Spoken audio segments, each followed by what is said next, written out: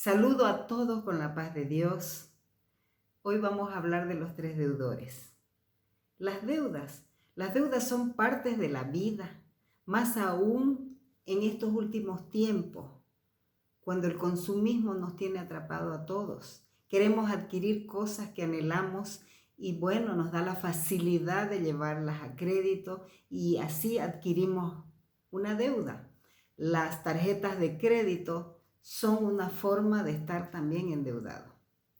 Y en las deudas forman parte dos personas, un deudor que es el que debe y un acreedor que es al que se le debe. Pero en este tema al final vamos a ver que aquí hay tres deudores. Y para eso quiero que te vayas a tu Biblia y leamos juntos el libro de Filemón. Filemón es el libro más corto del Nuevo Testamento. Tiene solamente un capítulo y prácticamente es una hoja. Este libro de Filemón es escrito por Pablo estando preso en Roma. Pablo fue el que le predica a Filemón, que era un hombre de estatus social alto, y Filemón fue impactado por Pablo y se convierte a Jesucristo y cambia totalmente su vida. Pero este Filemón tenía varios esclavos y uno de ellos es del que vamos a hablar. Este esclavo se llamaba Onésimo. Onésimo que le roba a su amo Filemón y escapó. Y terminó preso en Roma al mismo tiempo que Pablo. Por eso es que no es casualidad en los planes de Dios.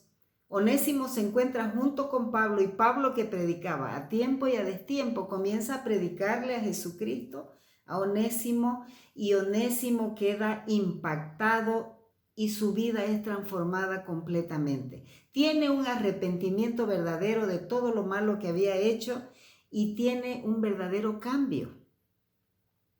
Es por eso que Pablo, cuando ya Onésimo tiene que salir de prisión, envía esta carta a Filemón con el mismo Onésimo. Onésimo era el encargado de llevar esta carta. En ese tiempo la iglesia se reunía en la casa de Filemón, así lo dice el versículo 2, pero vamos a leer juntos a partir del versículo 6.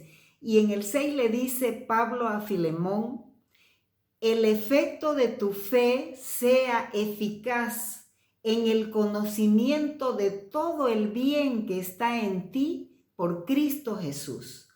Pablo tenía un alto concepto y opinión acerca de Filemón. Sabía que Filemón estaba cumpliendo con una vida cristiana que daba muy buen testimonio. Y en el cartero Onésimo, Dios había hecho una gran obra de transformación.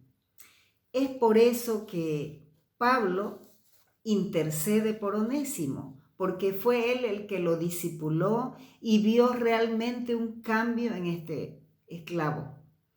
Por eso Pablo, al interceder, le dice en el versículo 9, quiero que se vaya y lo lea, dice: más bien te ruego por amor, siendo como soy Pablo ya anciano y además ahora prisionero en Jesucristo. Él estaba preso por predicar a Jesucristo y estaba ya en años avanzados, ¿no? Entonces le ruega y en el 10 le vuelve a decir: te ruego por mi hijo Onésimo, a quien engendré en mis prisiones. Efectivamente era un hijo espiritual, porque fue ahí en la cárcel donde él discipula a Onésimo. Y le dice en el versículo 10, en el cual en otro tiempo te fue inútil, pero ahora a ti y a mí nos es útil. ¿Sabe qué, amado hermano? Para todos los cristianos hay un antes y un después. Un cambio verdadero de conducta, de forma de pensar, de forma de ser. Y esto es sin retro. No podemos, después de haber recibido a Jesucristo y decir que vive en nosotros, volver a la antigua vida. Onésimo había tenido un cambio de verdad, se arrepintió de todo el mal que le había hecho a su amo, de haber robado, escapado, de haberlo traicionado, y ahora era un nuevo hombre, así como somos nosotros después de haber recibido a Jesús. Y le quiere decir él, todos los inútiles que vienen a Jesús y que se arrepienten, cambia y se hacen tremendamente útiles. En ese versículo le dice, porque tanto para ti, para mí nos es útil. Y en el 12 le dice, el cual vuelvo a enviarte. Tú pues recíbelo como a mí mismo. Le está diciendo, te lo estoy devolviendo un nuevo hombre, transformado. Y consciente de nuestras acciones, todos tenemos deudas alguna vez, como Onésimo. Todos alguna vez hemos hecho algo malo que entristeció el corazón del Señor. Todos alguna vez hemos pecado.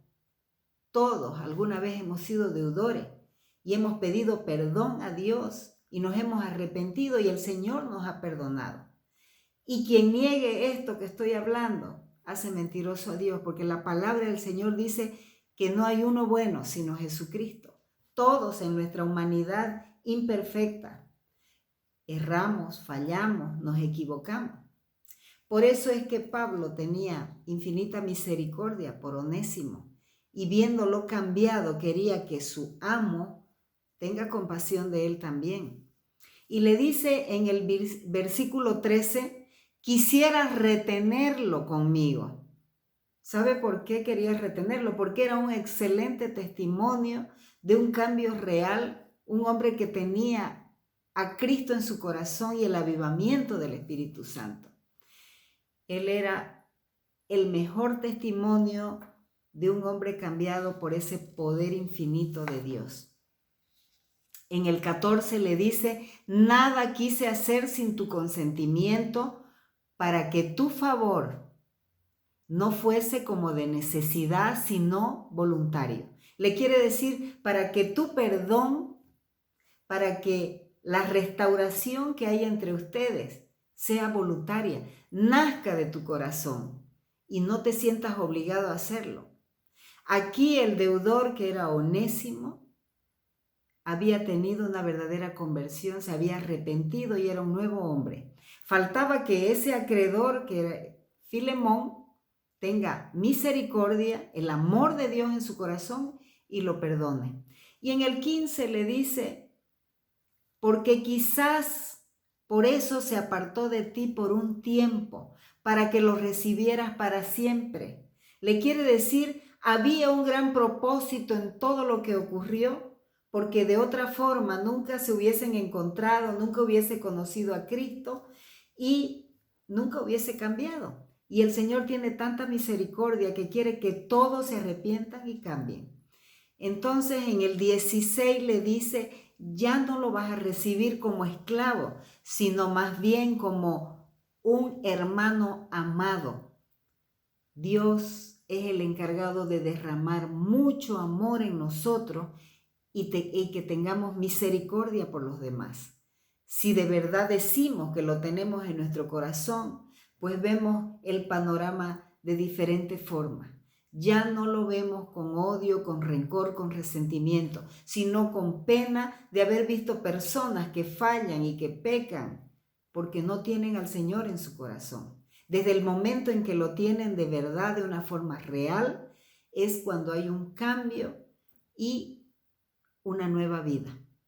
En el versículo 18 y 19 es tremendamente impactante porque le dice así, y si en algo te dañó o te debe algo, ponlo a mi cuenta.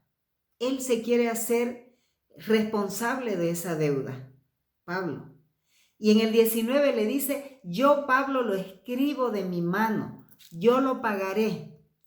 Pero aquí le hace recuerdo de algo. Le dice, por no decirte que aún tú mismo te me debes a mí también.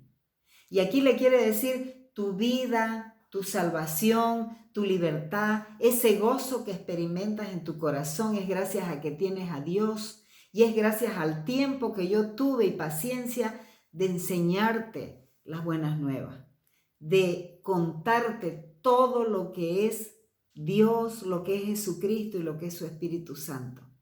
Le está haciendo recuerdo, le está representando para que se acuerde de que a Él también le debe. Por eso le dice, si te serví de algo, si fue de provecho para ti en el Señor, conforta mi corazón también en el Señor. Le dice, dame algo de alegría, de satisfacción, si en algo te hizo provecho todo lo que aprendiste de mí. Y le dice en el 21, te he escrito confiando en tu obediencia, sabiendo que harás aún más de lo que te estoy pidiendo. Efectivamente, Filemón, siendo un hombre tremendamente obediente a Dios, tenía que hacer mejor de lo que le pedía. Y así fue como lo hizo. Amados hermanos, nosotros conocemos como modelo de oración el Padre Nuestro. Y el Padre Nuestro tiene una parte donde dice claramente, perdona nuestras ofensas como también nosotros perdonamos a los que nos ofenden.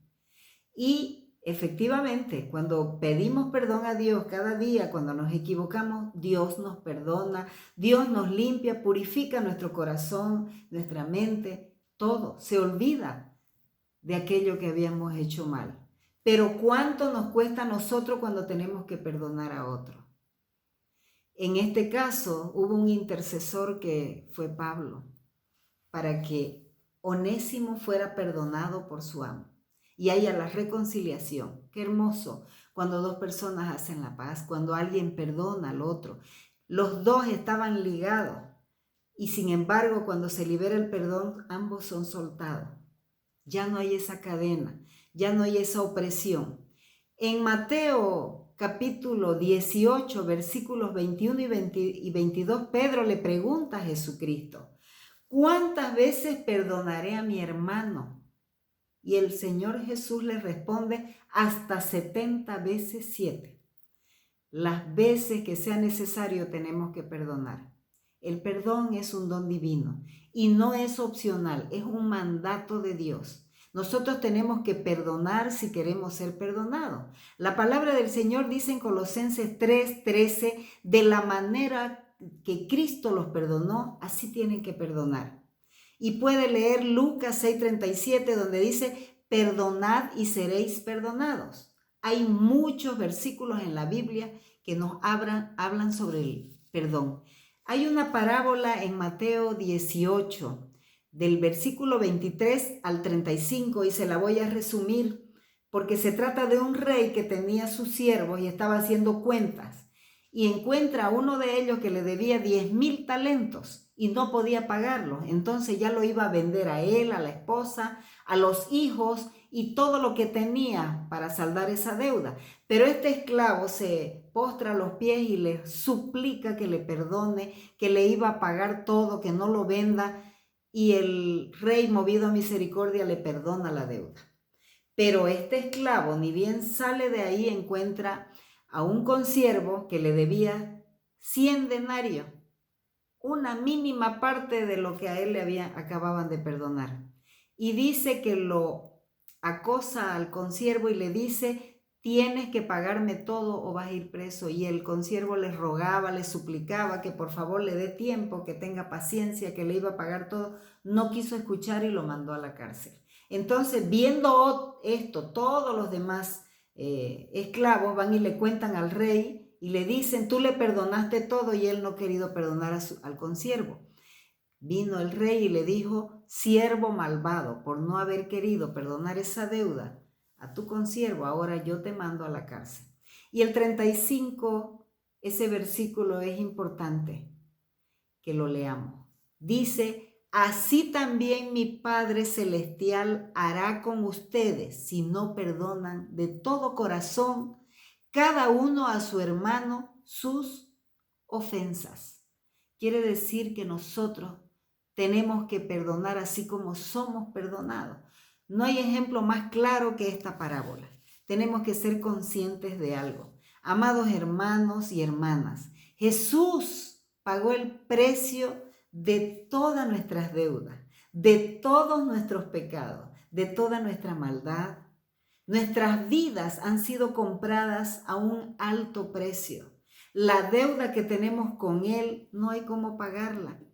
Es invaluable lo que le debemos cada uno de nosotros a Jesucristo. Él dio su vida por ti y por mí. Y sabe que aquí quiero llegar. Yo le hablé al principio de 3 deudores. Primer deudor, Onésimo, que tuvo un cambio radical de vida, se arrepintió y fue otro hombre a buscar la reconciliación con su amo. Filemón, que era el acreedor, un hombre que tenía raíces de amargura en su corazón y tenía que ser liberado, tenía que perdonar como Dios manda y tenía que liberarse él y liberar a su esclavo. Filemón perdona a su esclavo y hay la reconciliación. Y ahora, ¿quién es el tercer deudor? El tercer deudor eres tú y soy yo, porque le debemos mucho a Jesucristo, le debemos a Dios ese perdón que nos da a diario. Y si antes no podías perdonar, ponlo hoy a la cuenta de Jesús. Así como Pablo le dice a Filemón, si algo te debe, si algo te hizo mal, ponlo a mi cuenta. Ahora Jesús te dice a ti y me dice a mí, ponlo a mi cuenta porque a mí también me debe. Tú te me debes. Yo pagué con mi vida por la tuya, para que seas libre, para que tengas salvación y para que tengas vida eterna. Amados hermanos, nosotros tenemos que ser conscientes de que el perdón al primero que va a beneficiar es a ti y a mí, porque vamos a tener un corazón limpio, agradable a nuestro amado Padre Celestial. Que este día el Señor haya tocado tu corazón y puedas perdonar completamente a aquella persona que sientes que te ha hecho daño. El Señor tiene misericordia de tu vida. Es un tiempo de ponernos a cuenta con Él. Es un tiempo de perdón. Es un tiempo de liberación y de tener un corazón limpio, agradable al corazón del Señor. Que el Señor te bendiga grandemente, abundantemente y que te proteja a ti y a toda tu familia. En el nombre de Jesús. Amén.